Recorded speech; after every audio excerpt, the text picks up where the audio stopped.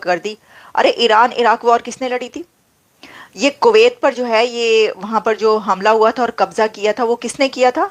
मुझे जरा बताइएगा। ये सारा हमारे सामने पास्ट मौजूद है ना। मुसलमान भाई ने मुसलमान भाई को मारा, उसके बाद जब एक थर्ड ऑप्शन किसी को मिलता है और वो दरमियान में आता है तो कहते हैं ये देखो इन्होंने हमें तबाही कर दी, तबाह कर दिया। पहले आप लोग तो आपस में लड़ लें, मर लें, उसके बाद तो ऑब्वियसली जिसको जो मौका मिलेगा। कोई यहाँ पे मासूम बच्चे तो है नहीं। जियो पॉलिटिक्स है भाई, जियो पॉलिटिक्स में बच्चों का काम नहीं है। जियो पॉलिटिक्स काम है भारत का, जियो पॉलिटिक्स काम है एक्सटर्नल अफेयर्स के उनके मिनिस्टर डॉक्टर जयशंकर का। इस तमाम सिचुएशन में इंडिया पूरी दुनिया से कैसे फायदा उठा रहा है, अब मैं आपको ये बताने लगी हूं कि एक तरफ जहां मुस्लिम कंट्रीज आपस में लड़ते हुए नजर आते हैं, वहीं पर हम ये देखते हैं कि भारत के ताल्लुकात पूरी दुनिया के साथ कैसे चल रहे हैं। सबके साथ फॉरेन पॉलिसी है। एक तरफ जहां ये कहा जाता है कि देखिए जो अमेरिका है उस वो तो उसके साथ तो ऐसे ही इंडिया के ताल्लुकात खराब हैं और बड़ा कुछ चल रहा है। कुछ नहीं चल रहा, बड़े जबरदस्त ताल्लुकात हैं, रिलेशन हैं, ये भूल जाएं आप। अब इंडिया के external affairs minister doctor Jaishankar 6 दिन के 6 डेज विजिट पर अमेरिका पहुंचे हैं। आपको पता है 6 डेज विजिट, आप सोचें 2 दिन का होता है मैक्सिमम, मैक्सिमम 3 डेज विजिट होता है। वो 6 डे विजिट पर पहुंचे हैं डॉक्टर जयशंकर अमेरिका, ऐसे नहीं पहुंच गए। ये एक कस्प है, ये एक ऐसा पॉइंट है जिस पर एक हुकूमत जा रही है, दूसरी हुकूमत आ रही है। मैंने आपको पहले भी बताया था, अपने पिछले प्रोग्राम में उठा के देखिए। मैंने कहा था कि ये जो टाइम है ये बड़ा क्रूशल टाइम है। इस वक्त डॉक्टर जयशंकर का अमेरिका पहुंचना, पधारना, उसके पीछे बहुत सारी रीजंस और लॉजिक्स हैं। वो क्या है, उसमें से कुछ हम आपके सामने रख के देते हैं। एक नंबर 1 कि इस वक्त प्रेसिडेंट इलेक्ट डोनाल्ड ट्रंप, जिन्होंने जनवरी में अपना हलफ उठाना है, वोट टेकिंग सेरेमनी है, नई एडमिनिस्ट्रेशन आ रही है, उनके साथ बातचीत, उनके बीच में देखना, सारा जायजा लेना कौन कहां पर कैसे, और उनके साथ इंटरेक्शन करना और अपने आगे वाली हुकूमत में अपने लिए जगह बनाना, अपनी से रखना। अच्छा, इसी के साथ जो प्रेजेंट गवर्नमेंट है वो जा रही है, ऑलमोस्ट जा चुकी है बाइडेन एडमिनिस्ट्रेशन। लेकिन जो डॉक्टर जयशंकर हैं उनकी मीटिंग है किससे? एंथनी ब्लिंकन से, सेक्रेटरी स्टेट से, जो कि अभी सेक्रेटरी स्टेट एंथनी ब्लिंकन है, उनके साथ उनकी मीटिंग है, मुलाकात है। तो उसमें उनकी जो डायलॉग होगा वो उसमें अपनी से रखेंगे ऑब्वियसली, जो भी वो चाहते हैं। लेकिन इसमें कुछ और बड़े अहम इस वक्त ये जो टाइम है ना, इसके अंदर एंगल्स हैं इसके। इस वक्त अमेरिका की जो नई हुकूमत आ रही है उसने AI, artificial intelligence, quantum computing, robotics, genomics, इसमें बहुत बड़े बड़े फैसले करने हैं। क्रिप्टो करेंसी से लेकर आर्टिफिशियल इंटेलिजेंस तक अमेरिका में इस वक्त एक रेवोल्यूशन आने जा रहा है टेक्नोलॉजी का। और बहुत सारी ऐसी, जैसे मैंने कहा कि क्वांटम कंप्यूटिंग से लेकर रोबोटिक्स तक। तो इसमें यह कैसे हो सकता है भारत ना हो? दुनिया की 5वीं बड़ी इकोनॉमी और दुनिया की सबसे बड़ी जमहूरियत, उसमें इस वक्त बात किया जाता है। जैसे कि आप जानते हैं कि मोदी साहब जो हैं उन्होंने पहले एक बार जितने भी कंट्रीज का दौरा किया, उन्होंने 2-3 जो बातें अपने बहुत अहम पॉइंट्स कहते हैं, वो कहते हैं जी इंडिया को सेमीकंडक्टर्स का हब बनाना है, आर्टिफिशियल इंटेलिजेंस में वो आगे हर जगह पर आर्टिफिशियल इंटेलिजेंस का अपना एजेंडा वो आगे रखते हैं। और इसी के साथ कुछ और जो क्वांटम कंप्यूटिंग से लेकर स्पेस तक।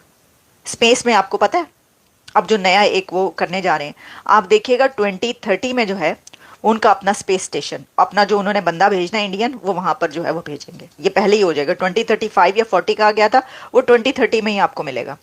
लेकिन इस सब सिनेरियो में कि जब टेक्नोलॉजी का इतना रेवोल्यूशन अमेरिका में आने जा रहा है, पूरी दुनिया में आने जा रहा है, क्योंकि ये जो इस वक्त है ना, अब दुनिया टेक्नोलॉजी में इससे एक स्टेप आगे जाने लगी है। और उसमें और भी बहुत सारे रेवोल्यूशन है, क्रिप्टो करेंसी भी है, बहुत कुछ है, आर्टिफिशियल इंटेलिजेंस। इसके अंदर ऑब्वियसली जो इंडिया है उस वो तो आप जानते हैं कि उनका टेक्नोलॉजी का यूथ पूल कितना बड़ा है, जो कि पूरी दुनिया की टेक कंपनीज पर उनके नौजवान हुकूमत कर रहे हैं भारत है। तो आपको हम ये बता दें कि एक बहुत अहम मीटिंग होने जा रही है, और वो मीटिंग है प्रेसिडेंट इलेक्ट डोनाल्ड ट्रंप की with the CEOs of tech companies, big tech companies of this world, and especially tech companies of America, जिसके अंदर गूगल से लेकर और एक्स तक और जितनी भी कंपनीज हैं, जिसके मैक्सिमम सीईओज इंडियंस हैं।